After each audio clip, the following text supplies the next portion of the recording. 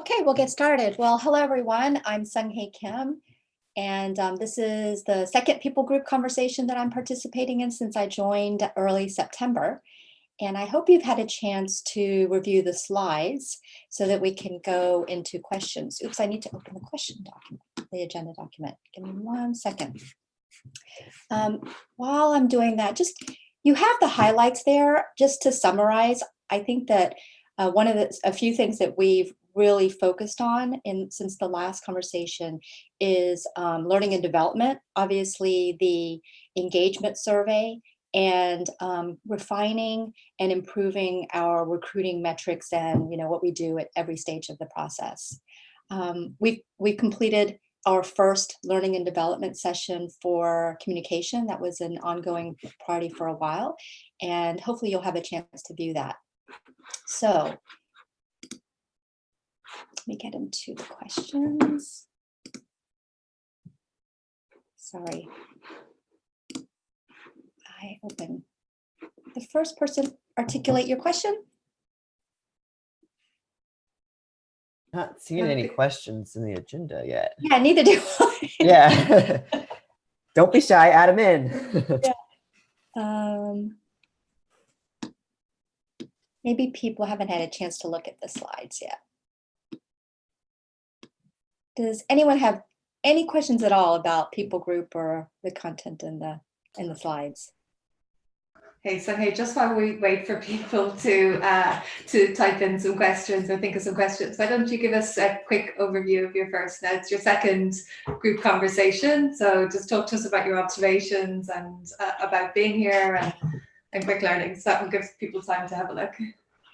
Yeah, I think that I've seen that I've been very impressed with the people group as how once we have goals or metrics defined, that they're able to really mobilize around that direction quickly, but also when priorities or emergencies come up, that people are able to drop things and focus on that while not letting everything just go to pieces. So that's been something very impressive.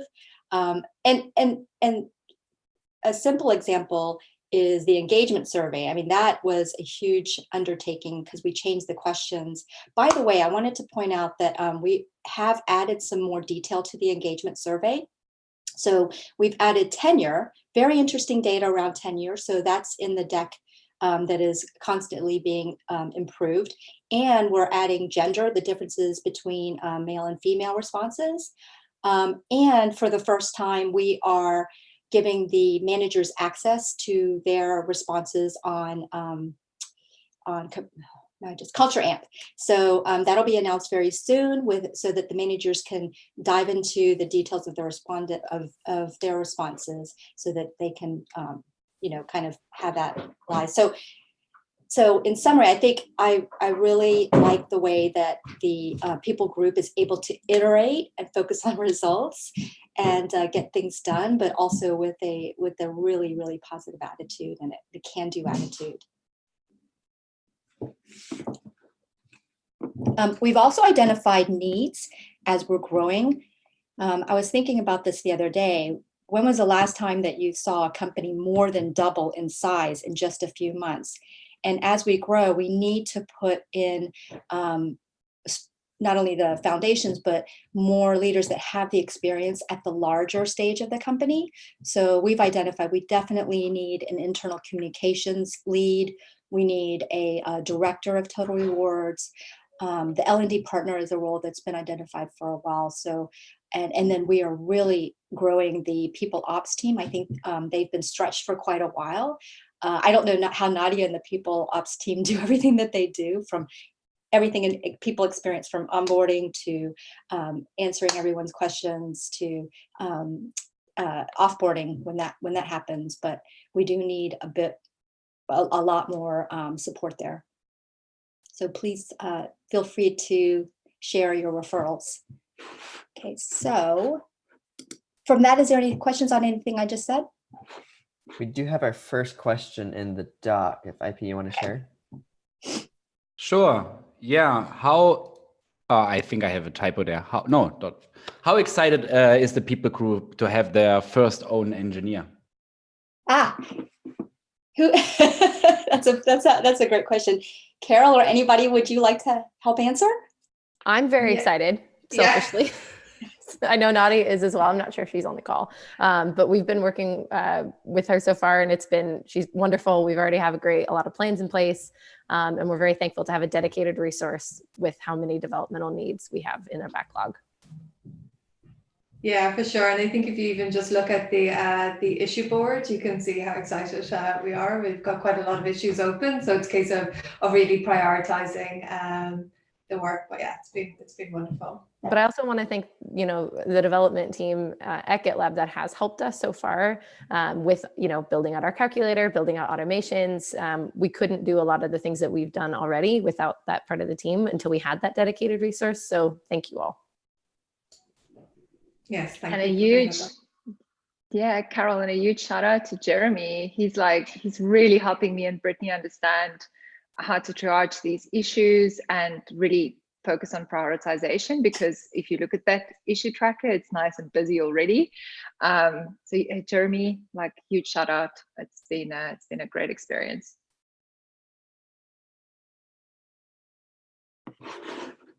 And for me, it's not only the first time at GitLab, but it's the first time in my entire career that I've had an engineer dedicated to all things people. So it's wonderful to have. Kelly, would you like to articulate your question? Yeah, absolutely. You obviously spoke to the fact that we've grown so rapidly and we continue to.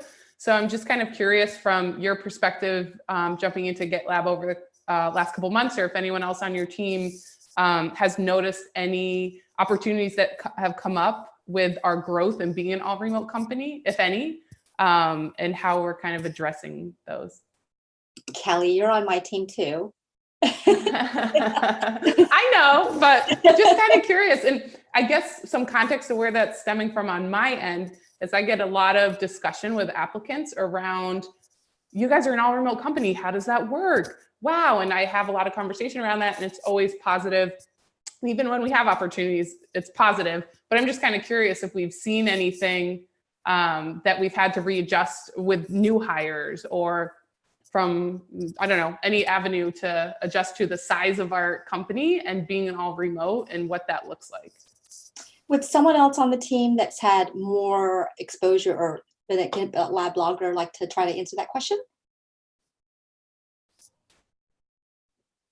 And if there's nothing, that's fine too. I was kind of curious, because obviously I think a lot of us, this is the first time we're part of an all remote company, and we take a lot of pride that our foundation was built around this and who we are. So I'm just kind of curious if we've noticed things that we've had to adjust to that normally you wouldn't. One of the, oh, sorry, go ahead, Carol. Yeah. You go ahead. No, you go. No, I think it's just one thing is around, it really just is a mind shift change. Like if you work in a company that it's bricks and mortar, you would just, walk across the room or upstairs or whatever, and you have that. And it's really just making sure that as everybody comes in, we help them understand that it's just, you change your mindset to it. You can still have the exact same interactions, not physically, but you can have those connections. You can do everything in the same way that you would do if you're together. And I think it's helping we screen for that when we hire people to make sure they're aware of it, but also making sure that people are getting what they need when they're in an all remote environment. And I'll hold my hand up and say I have to work in a WeWork space because I miss the interaction of being in an office. And so we do speak about that with candidates as well, so they're aware that there are options of how you can make remote work for you. So Sung-Hae, I can add some color if you'd like. Sorry, I was actually going to call on you. Is that Darren? But one thing I wanted to say, I was just holding back because this topic is super exciting to me, that all the candidates that I've met, that I've interviewed since I've joined, it's been either very intriguing and they want to know a lot more about it and why I joined, since this is my first time being in an all remote company. But also I've never had so many requests for speaking opportunities. So it's kind of like this phenomena. You've never heard of this dog called a Shiba Inu, and then suddenly you see Shiba Inus everywhere. But I feel like, I don't know if it's true that the world or a lot of companies are suddenly very interested in the concept of all remote. Probably Darren had a lot to do with that, but in GitLab. But I was just at another panel this week, and it was myself and another. The topic had nothing to do with remote. It was all about, things that you do in HR leadership. And all the questions were aimed towards me and about GitLab. It just dominated the entire panel. I felt so bad for the other panel members, but that's just an example of the excitement, enthusiasm, and interest in what we do and what we're doing around all remote. So yeah, please, Darren, go ahead and speak. You want to say more to that? Yeah, sure. A lot of things going on that front. Sung-Hae is right. The tide is turning. We're seeing venture capital firms that actually want to learn more about how remote first and all remote works, because they want to be known as a VC firm that startups will come to, and so that they can get in on those rounds earlier. So they're building out their own niche around this. They're just seeing the existential problems around trying to scale new companies in major urban centers with the cost of real estate and the cost of talent. And you just spend so much of your seed capital on those two things instead of things that actually matter. And at GitLab in particular, one of the things that I'm cognizant of as we scale is we want to make sure that everyone that joins the team is aware of the right things and get onboarded the right way, so that they don't just come in and essentially try to replicate what they were doing in a co-located environment, but in a work from anywhere scenario. That's when culture can start to break down. And so I'm working with recruiting and people group right now to write some new pages in the all remote section of the handbook, which I've expanded since I got here, and we have a lot more work to do. And right from the email response to when you apply to a job, we're looking at that, and we're trying to surface links that clearly point out, what does life at GitLab look like? If you've never worked remotely before, it can be very foreign to you. I've actually stood up a guide on getting started. How do you get started on a remote guide? What are the first things that I should do? And then there's a lot of links that go from there.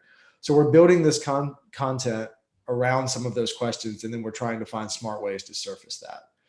Because we want to make sure that everybody that comes in gets that. They don't miss the memo, because if you do and you just try to operate like you always have, it can be confusing. And working at GitLab is very different. I want to make sure people know that they have permission to drop what they used to do and do things completely differently. It's not a trap. Like, this is why we're thriving, and we want to make sure we keep doing that. Great conversation. Thank you so much. Thanks. And just one last point about that. I was reflecting with a few people in the panel this week, and I think the paradigm has really shifted as I look over the course of my career in HR and taking care of the employee experience. That 10 years ago, what was really important is the office environment, what toys you had, ping pong table, the environment, and how many hours you worked together, and the food and the snacks and the drinks and all of that. To now, it's more about, no, I want to work my way, and I want to be able to work asynchronously that works for me. And also, this is far more global as well. So just one last point. Okay. Sarah, would you like to ask your question? Sure. So I'm Sarah Daly. I'm on the digital marketing team, and our command of message and our value drivers have been really top of mind for the marketing group and several other groups. And so I'm just curious how people operations is thinking about this and applying it either internally or externally. Okay. Love that question. So the people organization, like I would say in a nutshell, is really about taking our values and making sure that they're there throughout the employee experience. So it's just kind of core to what I do, what the team, what the organization does. Everything from making sure that values are covered with candidates and explaining the company, the culture. People are always asking, tell me about your culture, to how we interview and select people to make sure that they would fit in or aligned or appreciate our values, to all of the learning and development that we do is to help make sure that the values are sustained and educated for in all aspects of learning and development. And then when we do have to give feedback that is more negative, a lot of times we look at processes that educate people about why maybe behaviors are not aligned to our values as well. So it's in everything that we do.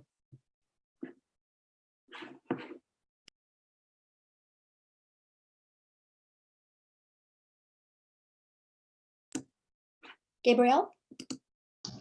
Yeah, so this is Gabriel from the engineering team. GitLab's used to this like fast-paced iterations and very quick feedback loops. So why do we do only the engagement surveys like once or twice a year?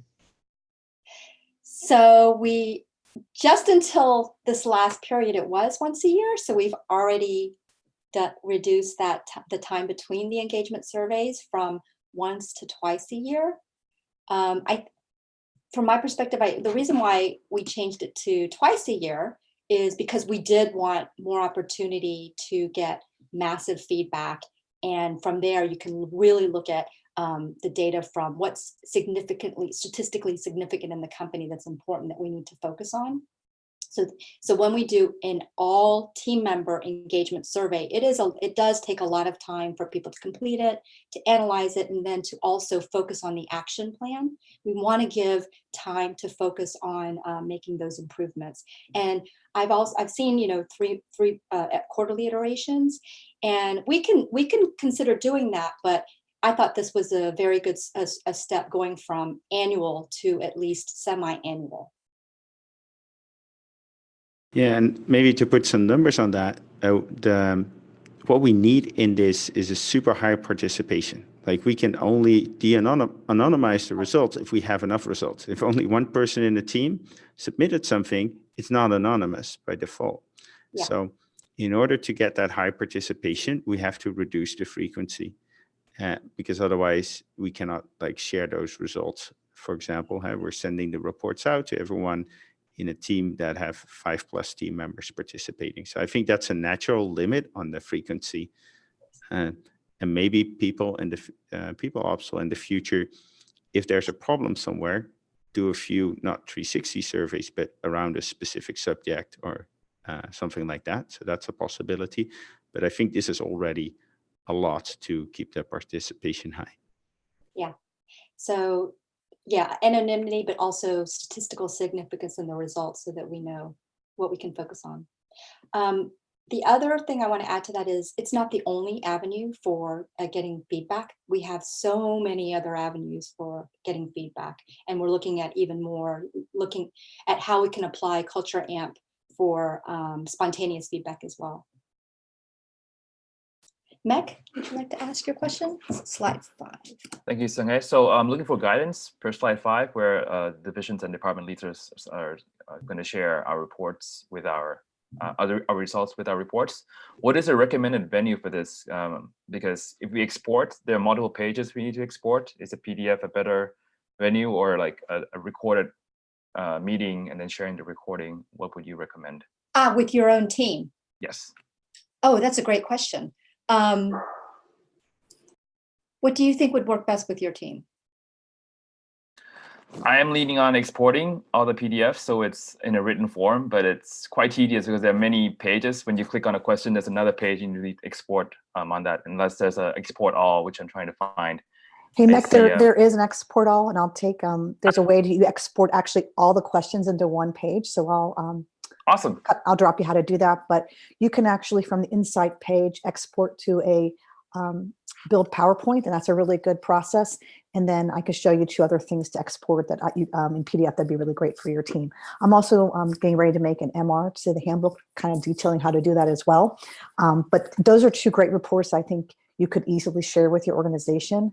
But I actually kind of I think sharing that, but having a actual either open issue and have the conversation you should work on would be great, or having a meeting, in your staff meetings, kind of talk about it is a good option as well. But I'll screenshot you how to do it. That's awesome. Thank you so much.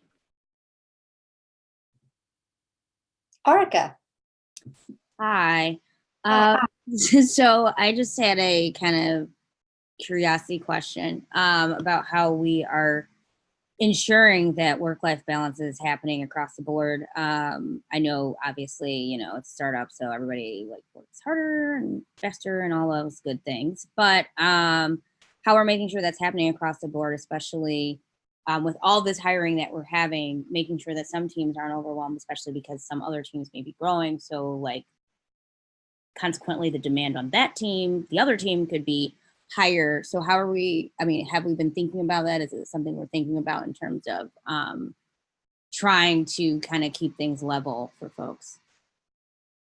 Yeah, I admit that's not something that I had been thinking about until the past couple of weeks, but there should be some interesting data in the engagement survey, because we do have that question. So what might be useful is to look into the departments or teams where that seems to be a problem and dive in and see what's causing that. I've never seen so much investment in hiring people ahead of time, well, at the right time, ahead of time, or as soon as we need to, in order to address the growth. So I know that as a company, we are investing in our people to make sure that we're able to establish and support the growth. But if we have team members that feel like they're having challenges with work-life balance, I mean, everyone hopefully knows that at GitLab, that is it's the way that you work, and the way that you work asynchronously is up to you, and managers cannot ask you how many hours you work. But if you feel, or team members that feel that's a problem, the first step would be to talk to your manager to see what else can be alleviated, or if more resources are needed, or something can be done more efficiently. If you don't feel comfortable sharing that with your manager, then please feel free to reach out to your people business partners. Thank you.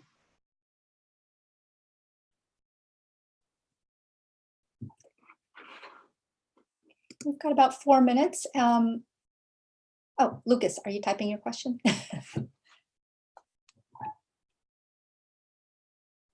Okay. Yeah, sorry, just because it's basically a follow-up to the other one. So I know, we don't have anything about hours here, and I'm not concerned that somebody works not enough, right, for the reasons. But is there a way for us to ensure that people really don't work too much? I find, as I'm an interim manager right now, and sometimes I find it hard to get an insight if people are working odd hours, or sometimes you even see it celebrated that people, if they have like a crazy contribution graph on GitLab that is sometimes shared, and it explicitly states in the handbook that we shouldn't do that, right? And we should call out if people work on the weekend. But what could we do from a company side, maybe, to help with these kind of things? Sorry, this is a long-winded question. Yeah. Yeah. I think so. This has come up in every single company I've worked at, except for HP, where where people just work the hours that they were supposed to work, and in certain departments, not all across the board. But I don't have an answer to that right away. I think it's something that we do. Let's look at the data and see where we have problems, and then decide if we need to address it. And maybe one thing we can do, we have in the handbook, don't thank people for working on weekends. Maybe we can add that we shouldn't celebrate contribution graphs that show working on weekends as well. I think that's a very valid one. That one has been annoying me too, Lucas. So thanks for calling that out. Are the shadows in the call to make that change? Yes. Yeah. Thanks. Perfect. I like that. But we'll continue to look into that.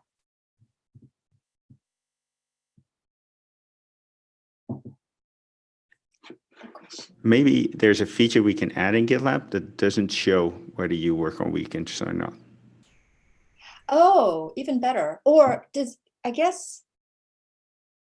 Like hide weekends from my contribution graph. I think it would have to be an optional feature, because it will be, well, it doesn't have to be ugly. You don't have to hide certain things. You can just not show those days. Yeah. Or if you're a member of the GitLab com group, you can't log in on a weekend. Well, rather than maybe I think that's a bit extreme, because some people time shift. They take a day during the week off and then work a day in the weekend. So exactly, maybe it's 7 days a week. If you see somebody working consecutively for user selected. If an employee wants to work a 7-day work week, but distributes across those 40 hours, and that's legally permissible in their part of the world, then that should be acceptable. If they work a 4-hour, 10-hour day, a 4-day, 10-hour day, that should be, and it's legally permissible, that should be allowed. So allowing it to be user configurable, so you represent, here are the days that I'm working versus not. It'd also be good information for us as managers to know, okay, this is how an employee is working, so then we can make sure to work with them appropriately. Yeah, but I think hiding certain days of the week from your contribution graph as a feature, that's certainly something we can make. We can consider making a feature proposal for. Yeah, and just making it self-selectable, like that's the key. Yeah, because people have different weekends and different cultures and different things. Yeah, I just want to share that, like, I was recently working in APAC hours, based in North America. I worked over there for about 2 months, and I worked Saturday mornings, and I essentially just didn't work on Mondays just because of the time zone shift. So I just shifted my weekend. So I don't know. I feel like it's just kind of up to the individual to, you know, respect their own like kind of boundaries there, as opposed to like setting something to where you're hiding contributions. Yep, I totally agree. But at the same time, I've seen these contribution graphs where people just worked flat out for 3 months, and like, I'm not going to stop them from doing that, but I think we should not celebrate that in the company. So there's individual freedom and there's peer pressure, and we should, as a company, take a lot of care that there's no peer pressure to work long hours, because everyone is used to that. At every company I've been at, that was a celebrated thing, and we got to be super, super careful we don't celebrate that at GitLab. Well, we're at time. I really appreciate the very rich dialogue that we had, and hopefully everybody has a very good day and evening. Thanks. Bye.